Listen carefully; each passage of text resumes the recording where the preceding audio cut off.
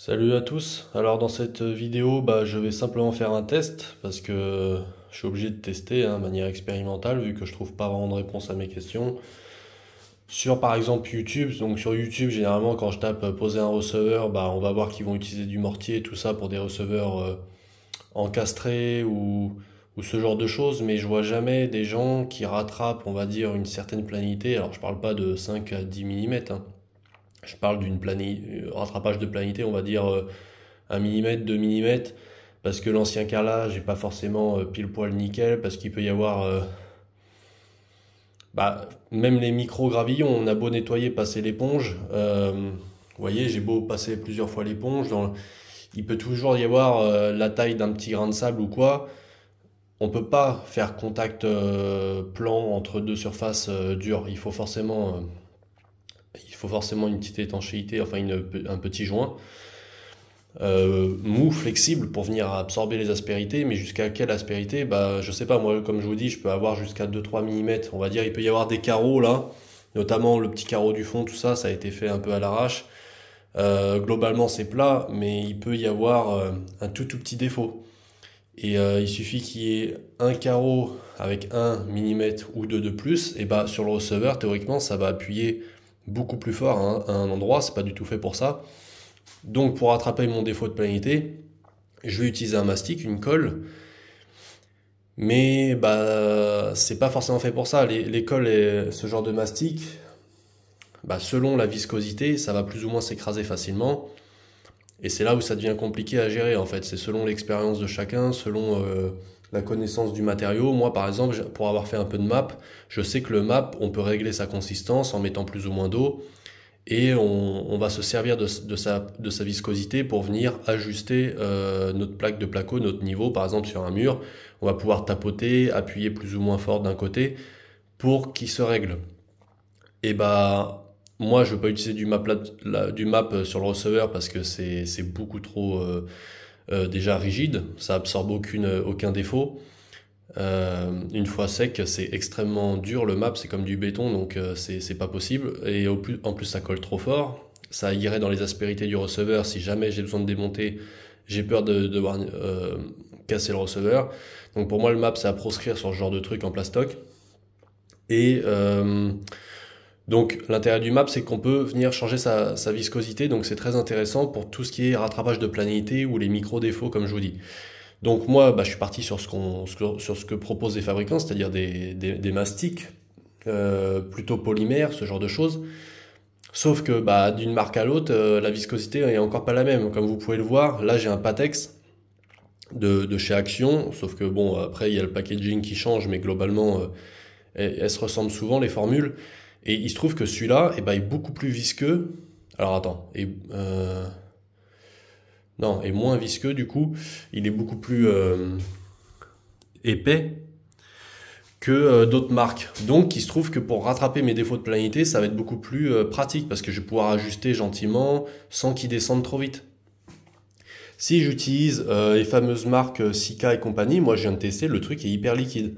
Il est beaucoup plus liquide que celui-là. Donc tu peux être sûr qu'en gros, dès que je vais poser mon receveur, euh, le truc va s'affaisser. Aucun moyen de rattraper la planéité ou quoi que ce soit. Je vais pas pouvoir jouer comme avec du map ou du mortier à appuyer un petit peu d'un côté ou de l'autre. Vous voyez ce que je veux dire? Donc, pour un professionnel, tout ça, ça peut paraître évident parce qu'il connaît au fur et à mesure.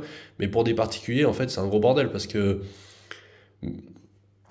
du coup, on sait pas quoi utiliser. Donc, c'est un peu compliqué. Et en plus, là, il se trouve que c'est des choses, après, je pourrais démonter, je pourrais rattraper si vraiment ça va pas. Mais dans certains scénarios, quand on n'est pas sûr de soi comme ça peut être désastreux. Donc là, voilà, j'ai mis du Patex de chez Action, comme je vous dis. Là, le packaging est toujours à peu près le même si vous allez à Action 2023-2024. C'est marqué polymère. Alors moi, j'ai toujours vu qu'il fallait, enfin, qu'en gros, polymère, c'était bien, quoi, pour que ça soit adhésif au niveau du mur, pour des dalles PVC comme du Mawol, ou que ça soit, par exemple, pour ce genre de choses, là, souvent, ils préconisent polymère. Alors, bon, je suis pas spécialiste, je sais pas trop. Normalement, c'est de la bonne colle, sauf que moi, j'ai fait plein de tests. Alors, celle-là, elle met 3 plombes à sécher, franchement. Si elle est pas au contact à l'air libre, si un des deux matériaux n'est pas poreux et n'absorbe pas l'humidité, franchement, je sais pas combien de temps ça met pour sécher. C'est ça qui me stresse, c'est que j'ai pas fait assez d'échantillons.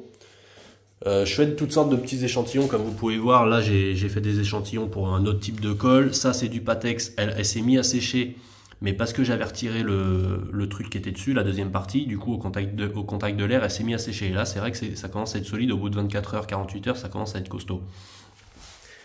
Mais par contre, quand elle est emprisonnée entre deux matériaux non poreux, franchement, elle met 3 plombes à sécher et je me demande même si elle séchera un jour. C'est ça qui me stresse aussi, c'est que je me dis, ça se trouve là, dans un mois, ma colle, elle est toujours pas sèche. Donc, c'est-à-dire que vu que je sais pas quand elle va sécher, et bah, je sais pas quand je vais pouvoir marcher sur mon receveur.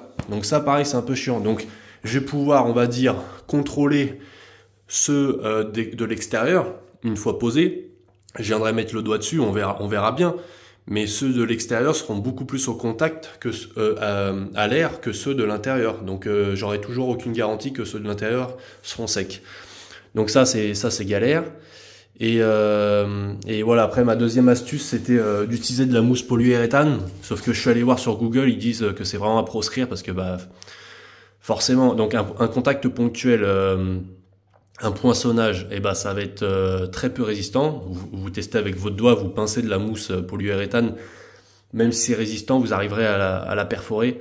Par contre, entre deux surfaces deux surfaces planes, bah c'est quand même très résistant. Sauf que quand vous avez tout votre poids là, pour certains, ça peut monter à 130, 150 kg. Quand vous avez tout votre poids, vous avez beau avoir deux surfaces planes, il va quand même y avoir un jeu. Ça va quand même se tasser, il y a pas à chier. Et donc ça risque franchement de pas être bon, notamment pour les joints autour ou ce genre de choses. Donc franchement, je pense que c'est quand même à proscrire. Moi, je voulais juste l'utiliser en renfort, on va dire pour la partie du milieu, histoire que ça aide un petit peu la compression dans le vide. Mais sinon, globalement, je pense que utiliser ça comme à la place des plots là, je pense que, enfin à la place de mes petits plots mastiques, je pense que c'est vraiment à proscrire. Voilà. Bref, tout ça c'est mes tests. Et évidemment, pour vous, l'intérêt, c'est que je vous donne le résultat de tout ça. Donc, abonnez-vous, mettez un like. Je vous donne le résultat soit en vidéo, soit en commentaire épinglé de cette vidéo-là. Donc, voilà. Donc, dites-moi en commentaire. Alors, dites-moi uniquement si vous êtes expert. Si c'est pour me pondre des théories qui servent à rien, c'est pas la peine. Donc, dites en commentaire pour moi ou pour les autres, partagez votre expérience uniquement si vous êtes sûr de vous, si vous avez déjà testé, si c'est vraiment de la connaissance solide, histoire de faire avancer tout le monde. Et sinon, bah attendez la suite de l'aventure. Moi, je vous dirais, c'est un crash test. Hein. C'est pas chez un client ni quoi que ce soit, c'est chez moi, donc je peux encore me permettre à peu près ce que je veux. Voilà. Voilà. Je vous tiens au courant. À plus, bon bricolage.